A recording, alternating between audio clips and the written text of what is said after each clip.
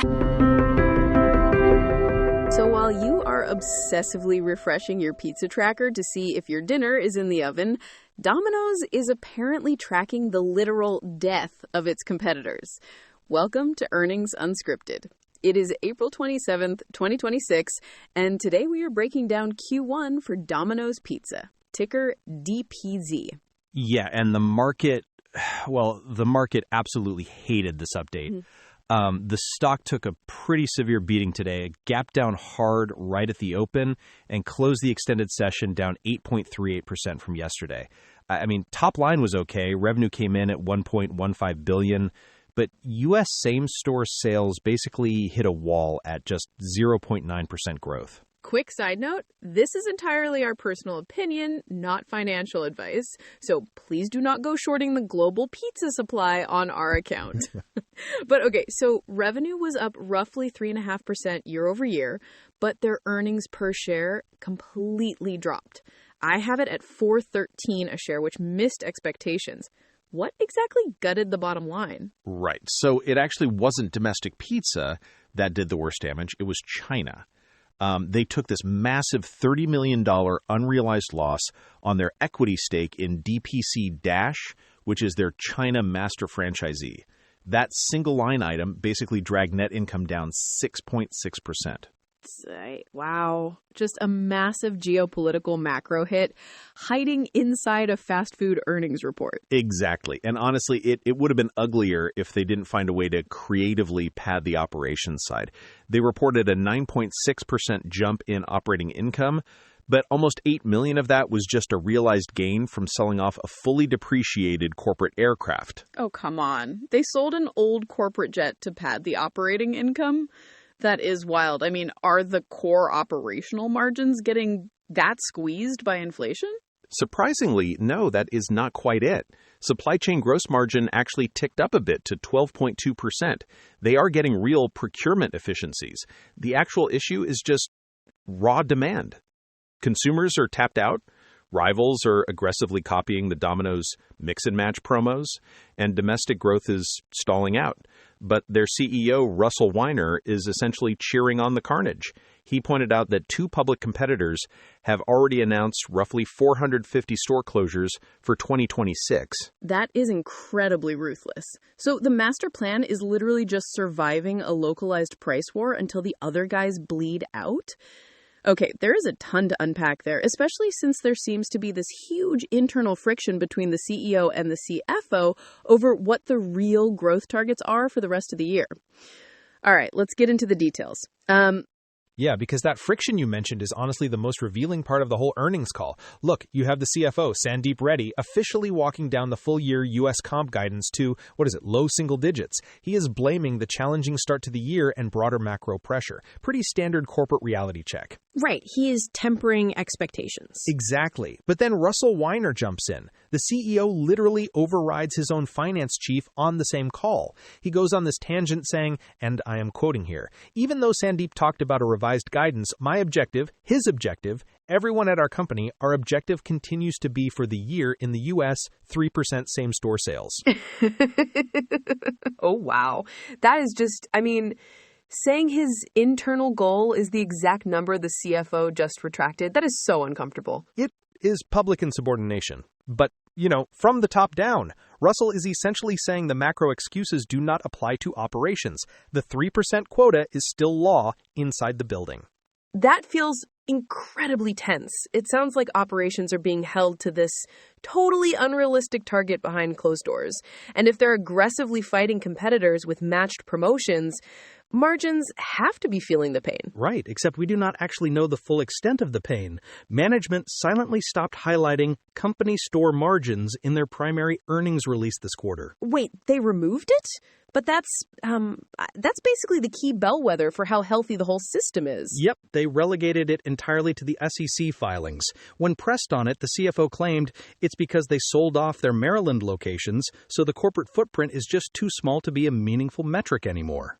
Okay, I'm sure that's technically true, but burying the metric the exact same quarter your delivery growth dips negative is incredibly convenient timing. Highly convenient. And you mentioned delivery dipping, right? Delivery comps were down 0.3%. People just aren't paying those fees right now. So if you can't grow top-line delivery and you're trying to squeeze out that 3% quota, you have to optimize costs at a hyper-local level. So how do they even do that? Just raw procurement efficiency? Because you said the food basket cost still went up slightly. Well, no, that is where it gets into actual operational engineering. They are relying heavily on their internal software, DomOS. Because they're struggling to get enough drivers for the rush hours, they rolled out this generative AI orchestration agent in the kitchen.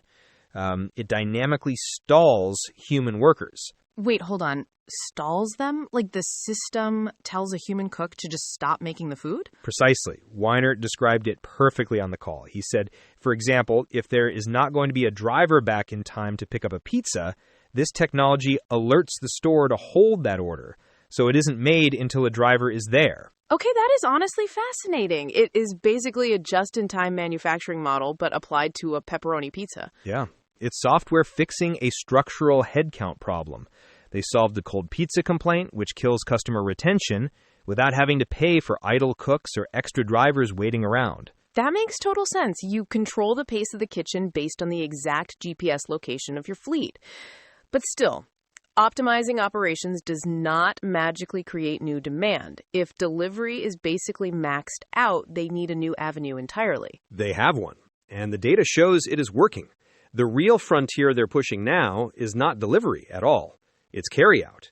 Carryout comps actually rose 2.4% year over year. Oh, sure, because management pointed out the carryout category is massive. It's a $21 billion market, which is like half of all quick service pizza. Right, and Domino's only holds about 20% share there.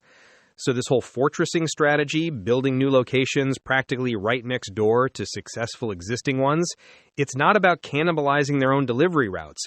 It's about putting an oven physically closer to people who just want to walk in. Because when money is tight, lower-income consumers do not completely give up pizza. They just give up the $5 delivery fee and the tip. So by shrinking the radius, Domino's catches those trading down occasions perfectly. Exactly. And on top of that, they just approved a fresh $1 billion stock buyback program in April. So even while the CFO is walking down top-line guidance, they're signaling extreme confidence in their cash position to Wall Street. It's an aggressive multi-front stabilization plan. It is a totally fascinating dynamic. They are fighting geopolitical losses and tapped-out consumers, but attacking it with AI kitchen agents and ruthless market share grabs. So, stepping back, where does this actually leave them heading into the rest of the year? Well, they are officially lowering the bar. Sandeep Reddy, the CFO, he came right out and dialed back the 2026 forecast. Instead of that rigid 3% U.S. target, Sam's Store's sales are now just, projected at low single digits. Right. And he also pointed to macro and geopolitical uncertainty across the world as the reason for lowering the international outlook to low single digits too, which, that is a very polite way of saying global conflicts are actively dragging down their royalties heading into Q2. Exactly. And to fix the overseas slump, they're bringing in a new CEO for their international master franchisee in August. But realistically, you cannot just outmanage a global macro shock. The burden falls right back on the U.S. business to carry the weight. So how do they do that if delivery is basically maxed out? Do they just keep building smaller carryout stores and hope for the best? That and essentially throwing out the playbook. Weiner hinted at some unannounced product drops to stimulate demand. He literally said, we are going to see things on the calendar or in media from Domino's that weren't on our calendar to start the year. I have to admit, that sounds vaguely threatening coming from a fast food chain, like an unplanned pizza emergency. It kind of does, but it really just implies the mix and match value war is maybe running out of steam. They have to invent some new gimmick for the second half of 2026 to hit their numbers. But look, if anyone has the sheer operational muscle to force a new product to work at scale, it is them. It really is. A logistics empire, Miro, just quietly tracking rival bankruptcies while their kitchen AI holds your pepperoni hostage. It is a bit dystopian, but you absolutely have to respect the execution. Yep, it is survival of the most efficient. I guess we'll just wait and see what mystery item drops next. That's all for this quarter, everyone. Thanks for hanging out with us. See you next time. If you find it helpful to have these chats just show up in your feed, feel free to follow the podcast.